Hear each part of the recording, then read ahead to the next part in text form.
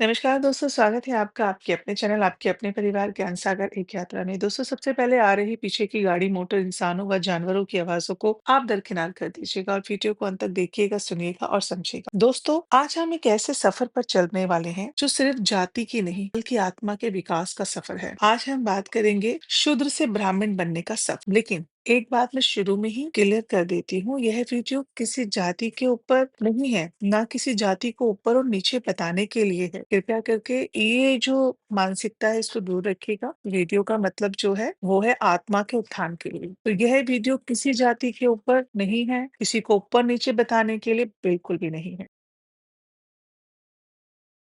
क्योंकि शास्त्र कहते हैं कि इंसान जो होता है ना वो जन्म से शुद्र होता है। संस्कार और ज्ञान से तो वो का जो है कि वो एक दिग्विजय बन जाता है, एक अर्थात ब्राह्मण बन जाता है। दोस्तों, शूद्र का अर्थ क्या है? सबसे पहले हम ये समझते हैं। दोस्तों, शूद्र का मतलब नीचा इंसान नहीं होता, कोई जाति नहीं होती, कोई भी वर्ग नहीं होता। शुद्ध जो शूद्र होता है इसका अर्थ होता है जो सिर्फ शरीर और जीविका तक सीमित, जो सिर्फ पेट भरने के लिए जी रहा हो, जो अपनी आत्मा से अनजान हो। आज के कलयुग में डिग्री के पीछे भागना, पैसे कमाना, स्टेटस बनाना, यह सब ना शारीरिक और मानसिक स्तर पर जीना है। और सच कहूँ तो आज की दुनिया के 90% इंसान जो है वो इसका हिस्सा है। 90% हिस्सा जो है वो शुद्र अवस्था में जी रहा है दोस्तों, चाहे वो किसी भी कास्ट का हो दोस्तों, किसी भी जाति का, किसी भी वर्ग का हो। ब्राह्मण का अर्थ क्या है दोस्तों, समझेंगे आप? अब सवाल तो यही उठ रहा होगा, अगर जनेऊ पहनने वाला, ब्राह्मण कुल में पैदा होने वाला, तिलक लगाने वाला, चुटिया रखने वाला, शास्त्र पढ़ने वाला, मंदिरों में पूजा पाठ कर्म कांड कराने वाला अगर ब्राह्मण नहीं है तो फिर कौन है? और ब्राह्मण का मतलब क्या है? दोस्तों, ब्राह्मण का मतलब है जो ब्रह्म को जाने, जो सत्य, दया, करुणा और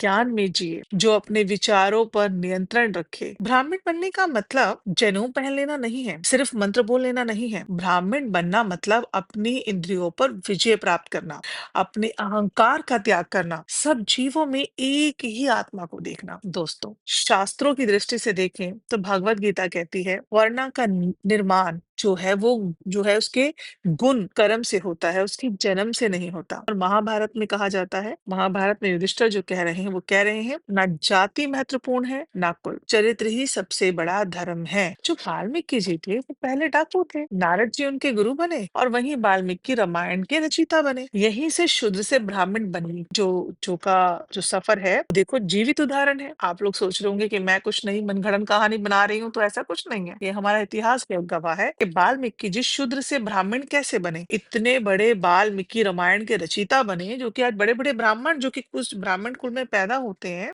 वो वाल्मीकि रामायण का को पढ़ते हैं, लोगों को समझाते हैं। और राम जी का अगर वर्णन करें, अगर राम जी के बारे में कुछ भी हमें पढ़ना है, समझना है, सुनना है तो रामायण पढ़नी पड़ेगी। और रामायण किसने लिखी? वाल्मीकि जी ने लिखी। आज वाल्मीकि जी ने रामायण लिखी और रामायण को हम बड़े आदर पूर्वक अपने माथे पर लगाते हैं, उसे मंदिर में रखते हैं। तो क्या हुआ? वाल्मीकि जी जो डाकू थे वो बाद में बने, उनको बाद में ज्ञान प्राप्त हुआ। और जब ज्ञान प्राप्त हुआ तो क्या हुआ? वाल्मीकि जी बन गए रामायण के रचयिता। आज उन्हें हर कोई पूछता है। यहाँ से शूद्र से ब्राह्मण बनने का ये जीवित उदाहरण है दोस्तों। हमारे जो अंदर का युद्ध है ना दोस्तों, सबसे बड़ा युद्ध ना बाहर नहीं होता, वो अंदर होता है। एक बात का ध्यान रखना, जो हमारे अंदर का युद्ध है ना ये होता है। ये जो सबसे बड़ा युद्ध जो है ना वो बाहर कभी नहीं है। ये संसारिक जीवन में, मोह माया में, और ये जो हम लगे पड़े हैं कि हमें ये मिल जाए वो मिल जाए, घर की लड़ाइयाँ, ये सब कुछ युद्ध है? कुछ भी नहीं है, ये तो कुछ भी नहीं है ये सब तो। लेकिन जो अंदर का युद्ध होता है वो क्या है? आलस से, क्रोध से, काम, लोभ, मोह से। जब तक हम झूठ बोलते रहेंगे, दूसरों को नीचा दिखाते रहेंगे, सिर्फ अपना फायदा देखते रहेंगे, तक हम चाहे किसी भी कास्ट के हों, ब्राह्मण तो नहीं बन सकते। अब ये जो भी लोग हैं अपने सीने पे हाथ रख के कसम खाइए, अपने अपने आप से बोलिए कि क्या आप सच में ब्राह्मण हैं? क्या आप झूठ नहीं बोलते? क्या आप मंदिर में चोरी नहीं करते? बड़े-बड़े मंदिरों में पंडित बैठे हुए हैं ब्राह्मण, और मंदिर से पैसा उठा लेते हैं, ले जाते हैं, कहते हैं ये तो हमारा हक है। क्या आपका हक है? ये तो भगवान जो है हमें दे रहा है। क्या कोई भी इंसान बताइए, आपने चोरी नहीं करी, आपने मांस, मीट, मदिरा, आपने कोई भी व्यभिचार नहीं किया, किसी भी लड़की के साथ गलत होना, ये सब करना। अभी देखते हैं आप, रेप हो रही हैं, चोरियां हो रही हैं, मांस खा रहे हैं, ऐसे ही पड़े हुए हैं रोडों पे, दारू पी के, नशे करके, सबको नहीं सब शुद्र अवस्था है। आप चोरी कर रहे हैं, चाहे मंदिर में बैठ के, चाहे घर में कर रहे हैं, या आँखों से भी आप किसी लड़की को गलत देख रहे हैं, आँखों से भी यदि आपने किसी के धन के प्रति ये लालसा रख ली कि ये धन मुझे प्राप्त हो जाए, तो ये भी चोरी है। अगर आपके मन में किसी के, आप घर में गए हैं यार दोस्त के और उसकी बेटी जवान है या बहन जवान है, हाँ, आपने उसे गलत निगाह से देख लिया कि क्या इसका शरीर है, क्या ये है, कितनी खूबसूरत है, काश ये मुझे मिल जाए, तो ये भी तो क्या है, गलत है, शुद्र अवस्था है, ये सब शुद्र अवस्था है। आप किसी के घर में जाएं, किसी की माँ, बहन, बेटी को देख के आपको देवी नजर आए, तो आप ब्राह्मण है। आपको उसके अंदर अपनी बेटी नजर आए, आप ब्राह्मण है। अपनी बहन नजर आए, ब्राह्मण है। यदि आप किसी की बहन, बेटी, माँ को देखकर निगाहें नीची कर ले, तो आप ब्राह्मण है। यदि आप किसी की बीवी को अपनी माँ समझे, माँ सीता को जिस प्रकार लक्ष्मण जी ने आज तक उनको देखा नहीं, वो नीचे ही देखते रहे उनके कदमों में, तो आप बताइए इससे बड़ा मैं आपको क्या एग्जाम्पल दूं। वो असली ब्राह्मण है जो अपनी भाभी को माँ समान समझे, कभी उनके साथ, कभी भी उनके मन में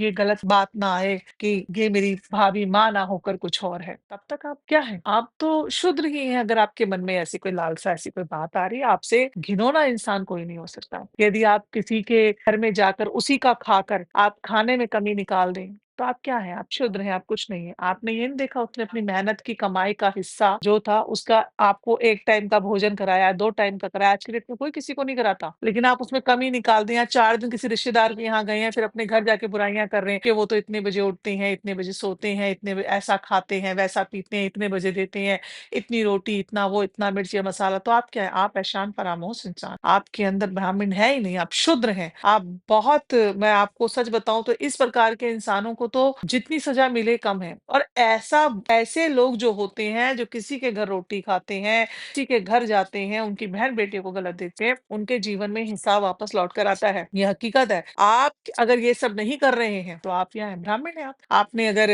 थोड़ा भी खाया, 2 घूँट पानी भी पिया, तो आपने बोला, "अरे! मेरी तो बड़ी अच्छी से सेवा करी थी।" क्या उसने नहीं करी, उसके पास जो था उसने वैसा किया। 1 कप चाय पिलाई, बिस्किट दिया, अरे जाते ही बड़ा आदर किया और बढ़ा चढ़ाकर बताया। क्यों बताया? इसलिए नहीं बताया कि आपको वाहवाही लूटनी है, या आपने इसलिए बताया कि आपको किसी को नीचा नहीं दिखाना, क्योंकि नीचा दिखाने वाला व्यक्ति पहले खुद नीचा हो जाता है। उतना नीचे गिरना पड़ता है ना किसी को नीचा दिखाने के लिए। तो यदि आप किसी के घर से 1 घुट पानी भी पीकर आ रहे हैं, चीनी के 2 दाने भी खाकर आ रहे हैं, तो आप क्या बोलेंगे? वाह! मेरी तो बड़ी उन्होंने आदर खातिरदारी करी। तो आप ब्राह्मण हैं। सिर्फ जो इंसान झूठ बोलते रहेंगे और अपने दोस्तों को नीचा दिखाते रहेंगे, सिर्फ अपना फ़ायदा देखते रहेंगे, तब तक हम चाहे किसी भी कास्ट के हो, कभी ब्राह्मण नहीं बन सकते। शूद्र से ब्राह्मण बनने के 7 आध्यात्मिक चरण हैं। पहला स्वीकार कि मैं अध्ययन से दूर हूँ अभी, मुझे भी बहुत अध्ययन करना है। दूसरा है इच्छा, मुझे सच जानना है। चाहे कुछ भी है, आपको किसी ने कुछ कह दिया उसको मानना नहीं है, उसको सच जानना ही है। आप किताब पढ़ रहे हैं, कोई भी पुस्तक पढ़ रहे हैं, धार्मिक पढ़ रहे हैं, तो आपको सच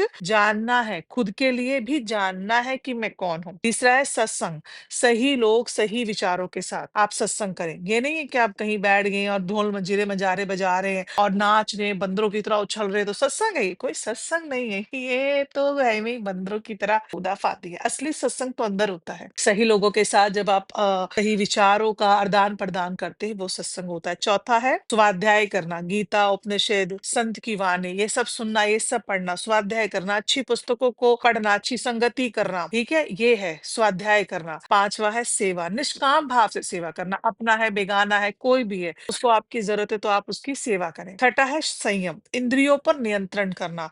ऐसा नहीं है कि कुछ भी खाने का मन करा और दोस्तों ने बोला चल पार्टी है, संयम किया नहीं, वहां गए, वहां पुलिस की रेड पड़ गई। अभी क्या है, संयम कर लेते तो ब्राह्मण अवस्था में होते, संयम नहीं किया तो शुद्र अवस्था में हो, माँ बाप की नाक नीची हो गई। अब आपने चाहे वहां पे एक भी घूंट दारू का ना पिया हो, किसी लड़की ने, आप लड़की यहाँ पे लड़के से बात भी ना की हो, अपनी दोस्त के कहने पे चले गए, मगर माँ बाप क्या बोलेंगे? गंदी पार्टियों में जाते हैं। पुलिस वाले क्या बोलेंगे? आपके बच्चों का आचरण गंदा है। तो संयम रख लिया होता तो ब्राह्मण अवस्था में होते, गलत किया तो शुद्र अवस्था में हो। छठा था संयम रखे भाई। सातवां है समर्पण, ईश्वर को अहंकार अर्पण कर देना। जब आप अपने ईश्वर के आगे अपना अहंकार अर्पण कर देंगे, तो कभी ये नहीं बोलेंगे तू जानता है मैं कौन हूँ, तू जानती है मैं कौन हूँ, अच्छा तुझे बताऊं मैं अभी, अरे मैं कितना धनी व्यक्ति हूँ, ये देखो ये लोग कैसे गंदगी में रहते हैं, ये लोग कैसे हैं, 2 वक्त की रोटी भी नहीं है, मेरे कपड़े देखो, अरे मैं तो उधर उस ब्रांड से कपड़े लेकर आया, तुम कहाँ यहाँ रोड से लेते हो। तो इस तरह का अहंकार मन में आएगा ही नहीं कि उसका घर बड़ा, मेरा घर छोटा, उसका घर छोटा, मेरा घर बड़ा, हम ऐसे हैं। कई लोग बोलते हैं ना, अरे तुम, ससुराल वाले भी बोल जाते हैं कई बार, तो दूसरों की बेटियों को बोलना ये सब बहुत गलत है, मगर ये बोलना ऐसे लोगों के लिए बड़ा आसान होता है। है, अपने बाप के घर तो कुछ देखा नहीं, हमारे घर आते ही बहुत बातें आ गई हैं। तो ये बात क्या है? अहंकार है। चाहे उस लड़की ने अपने घर में बड़ा अच्छा खाया, और कई बेटियाँ क्या बोलती हैं भोए, "अरे मैं पता है कैसे घर से आई हूँ, मेरे तो पिताजी ने मुझे दोनों तीनों टाइम कितना अच्छा खिलाया है, घी से रोटियाँ खाई हैं, महलों की तरह रही हूँ, महलों में रही हूँ, रानियों की तरह रही हूँ, खूब ऐसे-ऐसे कपड़े लिए, ये लिया, तुम लोग क्या हो?" ये सब नहीं आना है अहंकार, समर्पण करना सीखो, तभी ज़िंदगी का पहिया चलता है, तभी हम जो है शूद्र से ब्राह्मण बनते हैं। जब ये अवस्था आ जाएगी, तो ना रिश्ते निभेंगे, ना कुछ होगा, अगर आपके मन में अहंकार की अवस्था है। लेकिन जैसे ही आपके अंदर समर्पण का भाव आ गया, ईश्वर को अहंकार दे दिया, कोई बड़ा-छोटा दिखेगा ही नहीं। यहीं से ब्राह्मण चेतना का जन्म होता है दोस्तों, इस बात का ध्यान रखिए। दोस्तों, आज के युग में ब्राह्मण जो है, कौन है दोस्तों? 90% भी लोग नहीं है, 90% लोग शूद्र हैं। आज का ब्राह्मण वो हो सकता है जो सबको समान देखे, जो नफरत नहीं प्रेम फैलाए, जो ज्ञान को बांटे घमंड नहीं। आज का ब्राह्मण मंदिर से ज्यादा मन को पवित्र रखता है, पूजा से ज्यादा जीवन को शुद्ध रखता है। समझे आप? क्या है? जो नफरत नहीं प्रेम फैलाए। लेकिन आज का ब्राह्मण क्या कर रहा है? मंदिर से ज्यादा मन को पवित्र रखता हो, पूजा से ज्यादा जीवन को शुद्ध रखता हो। वो है असली ब्राह्मण। अब मंदिर को तो तुम कर रहे हो साफ, तुम्हारा खुद का मन साफ नहीं है, पूजा कर रहे हो, पूजा ज्यादा कर रहे हो, और जीवन में कोई शुद्धता ही नहीं है, तो क्या ही फायदा है फिर? क्या है? अपने से ज्यादा किसी को सम्मान नहीं दे पा रहे हो, अपने से ज्यादा किसी को प्रेम नहीं कर पा रहे हो, अपने ज्ञान को लेकर घमंड में बैठे हो, तो शूद्र हो भाई, काय के ब्राह्मण हो? कोई ब्राह्मण नहीं हो। ब्राह्मण व्यक्ति ऐसा हो ही नहीं सकता, वो तो बहुत समझदार होता है। दोस्तों याद रखना, ब्राह्मण बनना कोई सर्टिफिकेट नहीं है, एक अवस्था है, जो मैं भी बन सकती हूँ, आप भी बन सकते हैं। जिसके अंदर ये अवस्था आ गई, लोभ मोह माया सबका त्याग कर दिया, ठीक है? पोथियां पढ़ लेने से ब्राह्मण नहीं होता, चुटिया रख लेने से ब्राह्मण नहीं होता, तिलक जनेऊ धारण करने से कोई ब्राह्मण नहीं होता। सबको समान देखो, सबकी माताओं बहनों को समान देखो, सभी जीव आत्माओं में एक ही आत्मा को देख पा रहे हो, सबका सम्मान कर रहे हो, मन को शुद्ध कर रहे हो, भजन कीर्तन कर रहे हो, सत्संग कर रहे हो, स्वाध्याय कर रहे हो, ब्राह्मण हो भाई। ये एक अवस्था है, इस अवस्था जिसके अंदर ये अवस्था पैदा हो जाती है, वही असली ब्राह्मण है। अगर आप सच बोलते हैं, दया रखते हैं, अपनी गलती स्वीकार करते हैं, और रोज थोड़ा सा बैठकर इंसान बनने की कोशिश करते हैं, ये नहीं कि कुत्तों को मार रहे हो, कुत्तों को भगा रहे हो, और गाय को प्यार कर रहे हो, वही तुम ब्राह्मण नहीं है, शूद्र हो। ये क्या है? कुत्ते से नफरत और गाय से प्यार, क्योंकि गाय दूध दे रही है ना।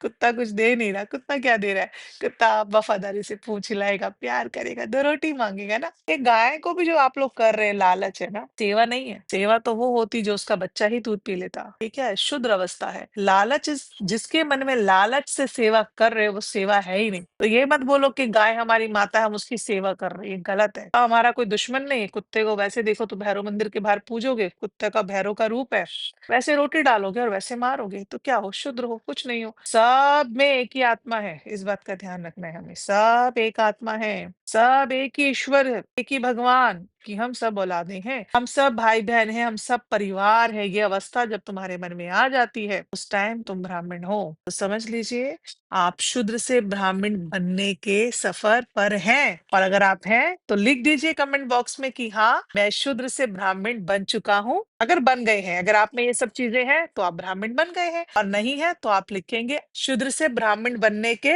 सफर पर हूँ, यहाँ मैं ब्राह्मण बनने के लिए तैयार हूँ। तो लिख दीजिए कि मैं ब्राह्मण बनने के लिए तैयार हूँ। अगर वीडियो आपके मन को छू गई हो, एक शेयर और सब्सक्राइब जरूर करें, क्योंकि शायद आपका एक शेयर किसी और की चेतना को जगा दे, और मन में से ये भेदभाव हटा दे कि ये ब्राह्मण है, ये शुद्र है। किसी के आशीर्वाद से कुछ नहीं होगा। आप सोचो कोई ब्राह्मण आशीर्वाद दे देगा, कुछ होगा? नहीं होगा। उसके अंदर का शुद्र है, आपको कैसे पता कि वो लालची है, उसके वो भी कोई व्यभिचार में फंसा हो, वही गलत आचरण करता हो? आपको क्या पता? चुटिया रख लेने से, मंदिर में बैठ जाने से, बड़े बड़े मंत्र शंत्र बोल देने से आप बोल रहे हो, अरे पंडित जी आशीर्वाद दे दो, अरे पंडित जी देखिए ना, आशीर्वाद दीजिए ना, अपना हाथ रख दीजिए सर पे। हाथ रखवा लिया, उसकी चेतना, उसकी आत्मा, वो क्या करता है, उसका आचरण क्या, कुछ नहीं पता आपको। उसका सब कुछ शुद्र है, लेकिन आपने हाथ रखवाया, वो एनर्जी आपके साथ कनेक्ट हुई। इसलिए अपने सर पर किसी का भी हाथ कभी नहीं रखवाना, चाहे कोई कितना बड़ा पंडित क्यों ना हो। दूर से आशीर्वाद लो। आपको क्या पता उसका आचरण क्या है? किसी का रंग गोरा हो जाने से, उजला रंग हो जाने से, हाथ पैरों में खून दिख लेने से, दूर बैठ जाने से, आप देखना ऐसे ऐसे जो बड़े बड़े महंत संत आपको मिलते हैं ना, तो बड़े ही